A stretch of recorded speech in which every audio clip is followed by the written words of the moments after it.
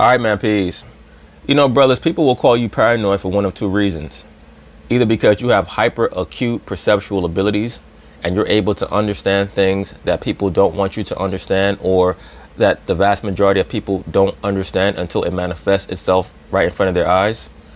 Or when you have a guilty conscience and you say things that really reveal how you're feeling or how you're thinking, even when you have not been truly prompted to react in that way. Now, which one of those options is Kevin Durant? Because he's someone who certain people might call quote unquote paranoid.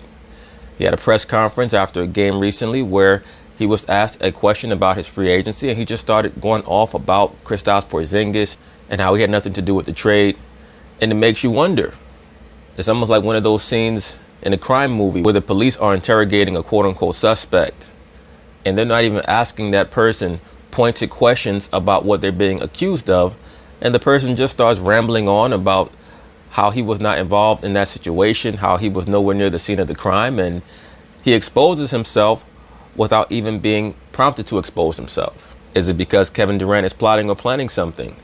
Is he on his way out and he does not want people to know because he does not want to have to deal with being the reason why, or the excuse for why Golden State might potentially come up short in the playoffs? Who knows? They're going to talk about it, and I'm going to chime in. I have nothing to do with the Knicks. I don't know who traded Porzingis. They got nothing to do with me. I'm trying to play basketball.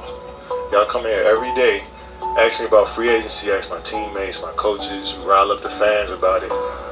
So let us play basketball. That's all I'm saying. And now when I don't want to talk to y'all, it's a problem with me. Come on, man. Well, brother, I'm going to be very honest with you. It's very conspicuous that right after Kristaps Porzingis gets traded, you go 0 dark 30 on the media for 8 days. So how do you think that's going to look? If you did not want to look like you were involved with the reason why the Knicks decided to trade Kristaps, you would have continued things as usual, as normal. Now, maybe you're nervous about or scared even that the media will take your words and try to turn them inside out and use them against you. All you can do in life is operate as normal. And whatever people decide to do is what they decide to do.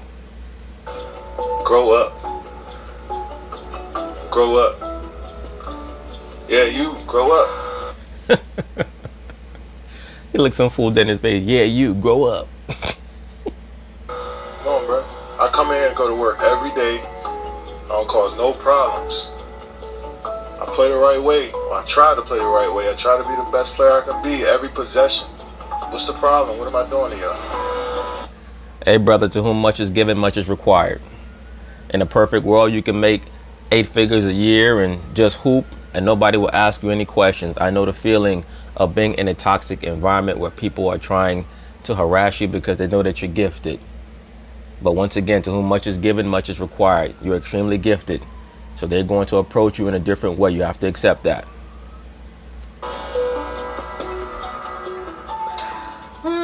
Kevin Durant not happy after the Warriors' 39-point win over the Spurs because of all the talk of where he will play next season. He just wants to play ball, go home. Come on. Allegedly.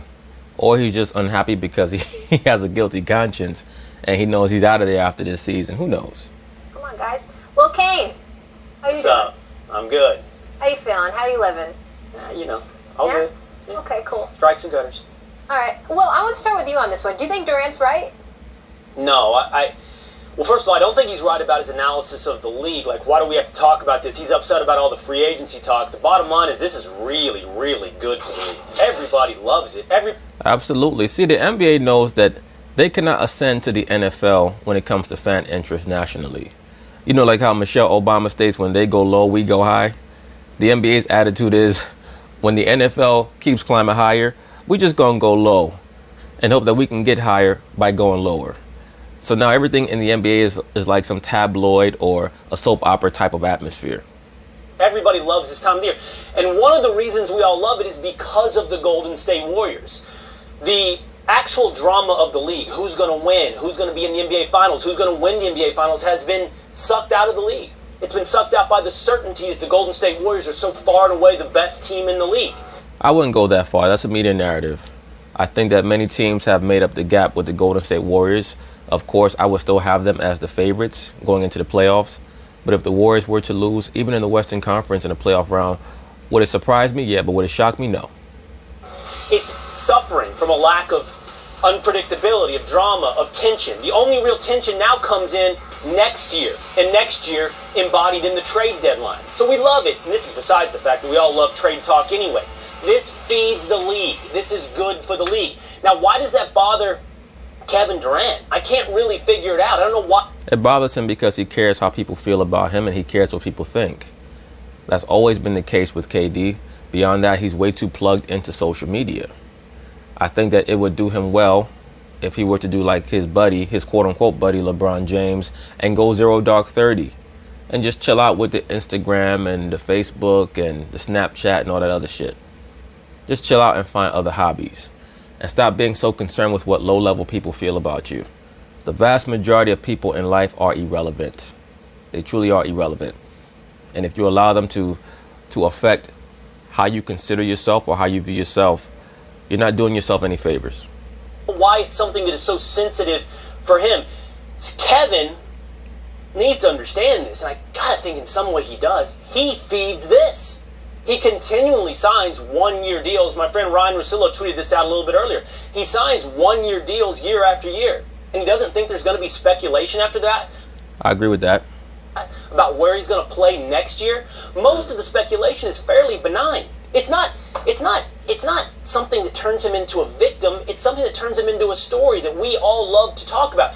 Well, so you also have to understand that when Kevin Durant decided that he was going to depart from the OKC Thunder, many quote-unquote fans on social media started to call him a snake. So he understands that if there's a correlation that can be found between himself and the Kristaps Porzingis trade, now that snake moniker is going to become more and more prominent because people are going to say that he's not all in with the Golden State Warriors, which is what Draymond Green basically alleged earlier on this season that led to their blow up. And once again, if the Golden State Warriors were to come up short, the excuse that will be made is that it's Kevin Durant's fault. He understands all this. So that's why it's a touchy subject for him. Perhaps some Golden State Warriors fans don't like to talk about it, but everyone else would love to see the league get a little more parity, a little more even playing field. I don't know why this hits Kevin Durant in such a soft spot. Well, let me try. I just explained it, sir. Kevin Durant does not want to play the villain role. He does not. He does not like that moniker of being called a snake, even though he acts like he doesn't care. He does care. He wants to ease his way out if he can. That's if he does indeed plan on leaving. If he does leave, he does not want it to look like he had this plan the whole time. Try to tell you why. Listen, I would be saying the same thing that you're saying. Well, a matter of fact, I have said the same thing about him in the past when I think that he's overreacted to something other people have had to say. But I listened to him last night, and I listened to him direct his comments at one specific individual, in which he sat there and said, excuse me, you walk into the locker room, you look at us, you don't talk to nobody, you just survey the room and then go out there and talk as if we said it. And that is something that I think that we owe it to any athlete to pay attention to.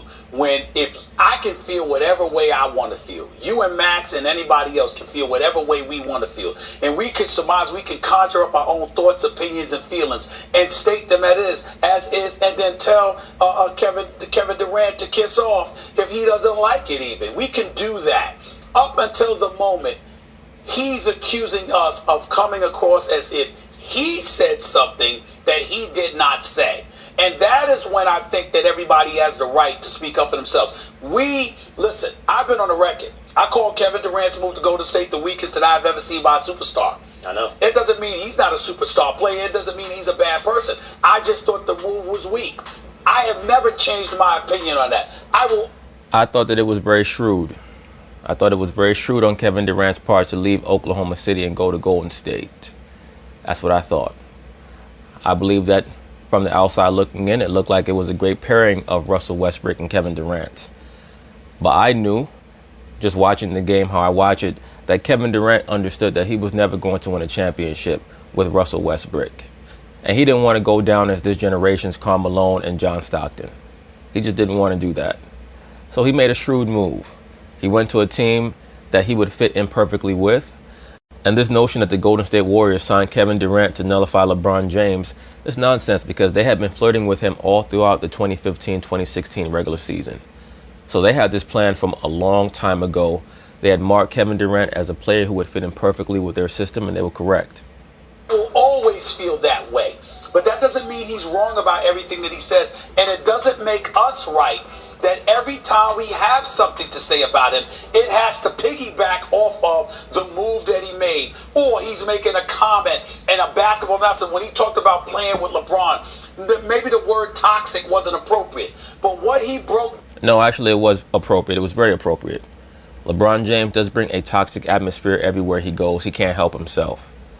Broke down from a basketball standpoint as it pertains to being a teammate of LeBron James was on the money. Max, and people treated it like that wasn't the case. Can I real quick, Max? I just want to say I can't get in between, and Stephen A., you're referencing Ethan Strauss and Kevin Durant. Right. I can't get in between that because I don't know the dynamics. I don't know what happened between the two. What I heard, and you're right, Stephen A., if that's what this is about, then more power to Kevin. Let's hope the truth comes out and he can deal with those relationships on his own.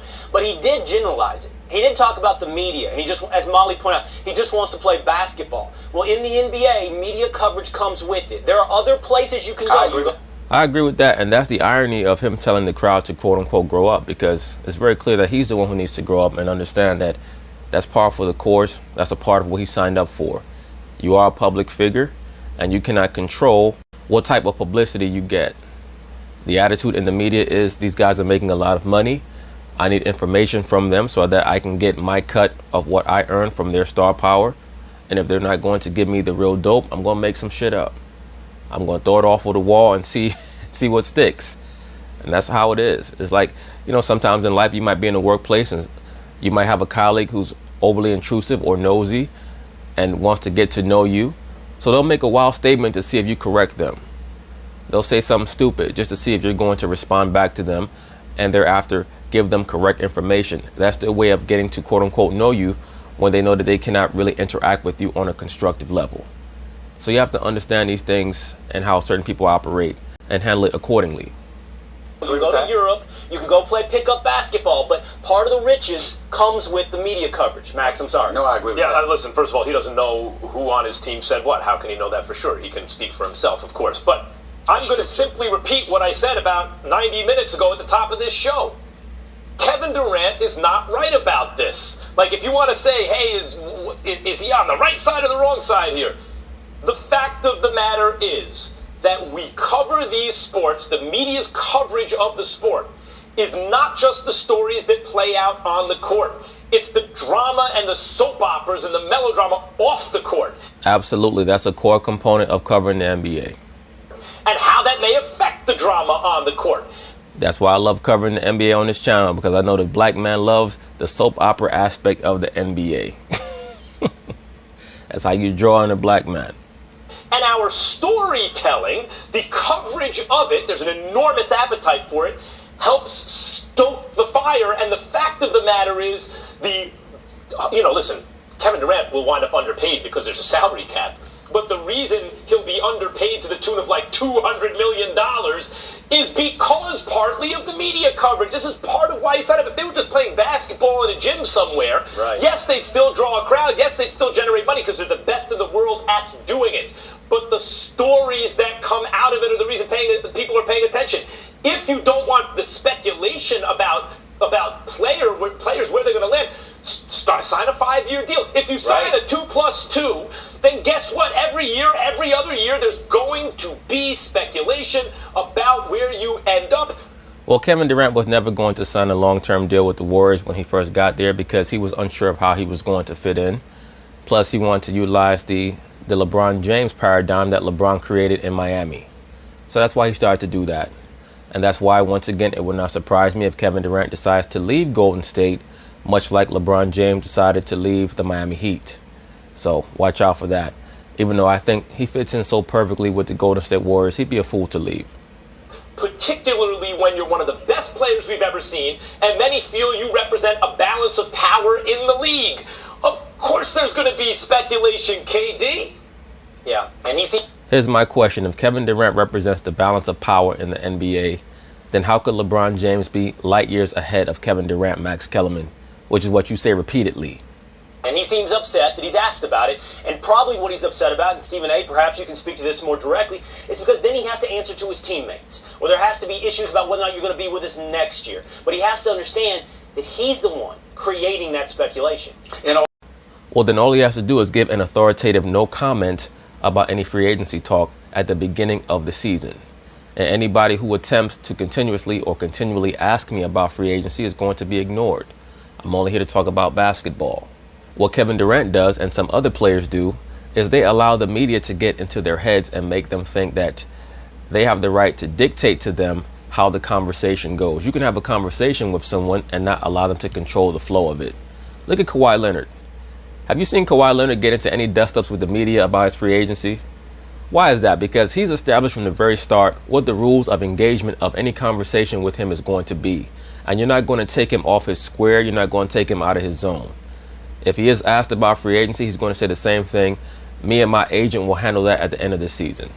And he'll answer it the same way, with the same tone, with the same look in his eyes.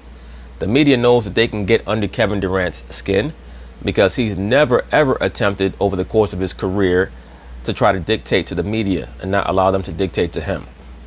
It's like that great scene in the Karate Kid remake with Jackie Chan and Jaden Smith, where they go up to the temple and Jaden Smith looks out the window and he sees the female martial artist. She's outside with the cobra. And Jaden Smith says, "Look, that woman is following the cobra." And Jackie Chan tells him, "No, the cobra is following the movements of the woman." So it's all about control and manipulation. You can interact with someone as long as you understand how to dictate the rules of engagement. And all I'm saying is that I agree. Listen, I don't disagree with that. I've gotten on KD about stuff like this in the past, but in this particular instance, when you look a reporter in the face in front of everybody, assuming Ethan Strauss was there, because I couldn't see from the camera, but based on what he was saying, he's like, "Yeah, you." For him to make those kind of direct comments and basically say, "I haven't said anything. I'm just playing ball, trying to win the championship." You know what he said? You know what he said? He said, I just try my best to play the right way on every play." KD, you're absolutely right about that. That's why, given your natural gifts and the work, the years of work you've put in, that attitude of just grinding and doing it right, both sides of the floor every night, is why we care about where you end up, because you're so great. That's what you say about it. He said, "You saying it like I said it. I didn't talk to you." That's a different argument. Agreed. All right, we will leave it there. And that's basically it on that. We'll find out at the end of this season what the real reason is for KD's quote-unquote paranoia. You know, some things you have to wait until they're revealed fully. So peace.